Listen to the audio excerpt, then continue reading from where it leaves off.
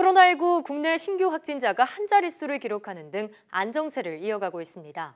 방역당국은 45일간의 사회적 거리 두기를 끝내고 생활 속 거리 두기를 시작하면서 개인 방역과 위생수칙 준수를 당부했는데요. 자세한 이야기 고려대학교 역학대학 김정기 교수와 함께 알아보겠습니다. 전화 연결돼 있습니다. 교수님 나와 계십니까? 네, 안녕하세요. 네, 안녕하십니까?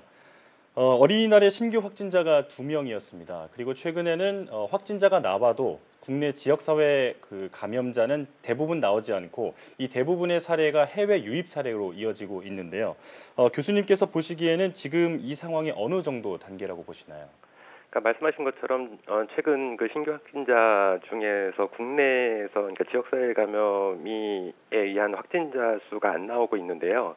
앞으로 한 2주 정도는 더 지켜봐야 되지 않나. 그러니까 흔히 우리가 얘기하는 잠복기 등을 고려하면 한 2주 정도는 더 지켜봐야 될 것 같고, 여기에 더불어서 등교 개학 이후 상황은 좀 지켜봐야 될 걸로 생각을 하고 있습니다. 그래서 등교 개학 이후에도 현재의 상황을 유지한다면 확실한 안정세가 아닐까 이렇게 생각을 하고 있는데, 무엇보다 중요한 것은 향후에 해외 유입을 철저히 관리하는 차원에서 이제 모든 해외 입국자에 대해서 2주 격리 그런 지침들은 반드시 지켜져야 된다 이렇게 생각을 하고 있습니다. 네, 황금 연휴가 끝나고 2주 정도는 좀 지켜봐야 한다 말씀해 주셨는데요. 고강도 사회적 거리 두기가 이제 생활 속 거리 두기로 전환됐습니다. 관련 수칙을 앞서 보도로 전해드렸는데 혹시 충분하시다고 보시는지요? 기본적으로 생활 속 거리두기는 과거 사회적 거리두기와 큰 차이는 없어 보입니다. 다만 이제 법적인 어떤 강제성이 과거에는 좀 있었다라고 그러면 지금 생활 속 거리두기에는 이런 부분이 크게 완화됐다라고 생각을 하시면 될 것 같고요.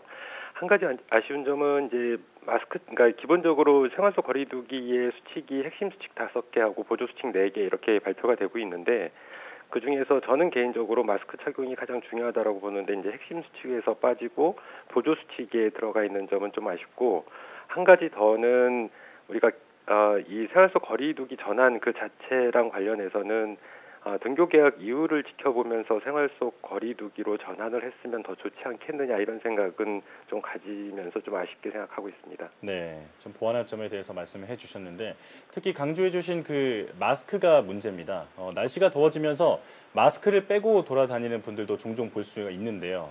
마스크 착용을 이때 법적으로 의무화하자는 청원도 나오고 있습니다. 마스크 착용 도대체 어떻게 해야 할까요?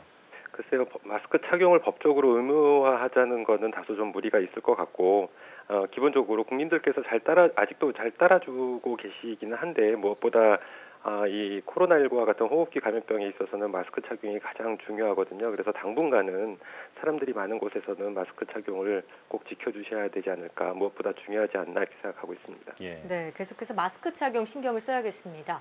감염병 위기 대응 단계를 현재 심각 단계에서 경계로 낮추자는 논의도 시작이 됐는데요.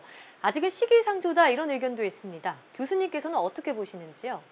결론부터 말씀드리면 아직은 심각 단계를 유지해야 된다고 저는 개인적으로 생각을 하고 있고요. 앞서 말씀드린 것처럼 등교 개학이라고 하는 굉장히 중요한 변수가 아직 남아 있습니다. 그래서 등교 개학 시행 이후에도 현 안정세를 계속 유지를 한다라면 그때 가서 우리가 위기경보 단계를 낮추는 것도 생각해 볼 필요가 있는데, 현 단계에서는 심각 단계를 유지하는 게 맞지 않겠느냐 이런 생각을 가지고 있습니다. 이 등교 개학 이후가 좀 가장 큰 변수가 될 수 있기 때문에 조금 더 지켜보자는 말씀을 해주셨고요. 자, 등교 개학도 이제 이번 달부터 순차적으로 이루어집니다. 학교 측은 물론 학생 개인들이 주의해야 할 점은 무엇이 있을까요? 아직도 우리나라에서 완벽하게 코로나19가 끝난 게 아니기 때문에 학교 내 생활 시 감염병 예방 수칙을 잘 지켜줘야 되고요. 그리고 등교 개학 이후 안정세를 유지한다면 아마도 감염병 예방 수칙도 지금보다는 좀 완화될 걸로 생각을 하고 있습니다. 그래서 현재 날씨도 더워지고 여러 가지로 이제 다소 불편하더라도 앞으로 한동안은 좀 지켜줘야 되지 않나 이렇게 생각을 하고 있습니다. 네. 자, 모든 학년이 등교를 할 때쯤이면 아마 여름철일 텐데요. 이때 에어컨을 통한 바이러스 확산 우려가 있습니다. 방역 당국은 충분히 또 자주 환기를 시키면 괜찮다는 의견인데 이런 조치로 충분하다고 보시나요? 글쎄요. 에어컨이 어떤 공기 순환을 물리적으로 시키기 때문에 감염원이 그 내부에 있을 때에는 과거 중국에서 보도된 바와 같이 물론 전파를 가속화시킬 수 있는 개연성은 충분히 있습니다.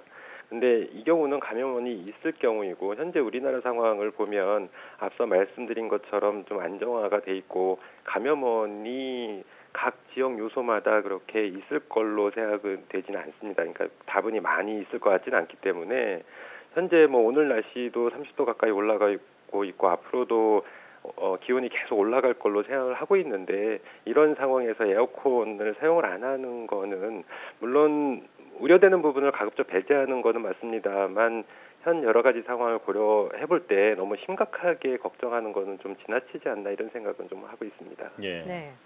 자, 그런가 하면 세계 각국이 코로나19 백신 개발을 위해서 10조 원을 모으는 등 힘을 쏟고 있습니다. 미국 트럼프 대통령이 올 연말까지 코로나19 백신이 나올 거라고 말했는데요. 가능할 거라고 보시는지 궁금합니다.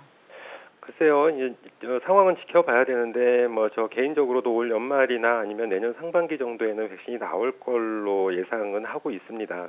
근데 물론 백신이 개발되는 거 그 자체도 중요하지만 그 개발된 백신의 효능에 대한 검증이 완벽하게 이루어지는지 그리고 현재도 변이주들이 발생을 하고 있을 걸로 생각이 되는데 이런 변이주에 의한 백신의 효능을 회피하는 현상이라든가 아니면은 뭐 아직 이론적인 단계지만 백신의 효능이 낮을 경우에 항체 의존성 감염 증가와 같은 여러 가지 변수가 발생할 수가 있거든요. 그래서 이런 부분들을 과학적으로 면밀하게 조사가 이루어지는 게 필요하지 않나 이렇게 생각하고 있습니다. 예.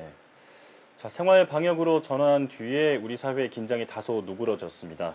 마스크를 벗고 다니는 분들도 종종 볼 수 있는데 하지만 이 생활 방역도 방역의 일종, 방역의 일환이라는 것을 기억해야겠습니다. 지금까지 고려대학교 역학대학 김정기 교수와 함께했습니다. 오늘 말씀 고맙습니다. 감사합니다.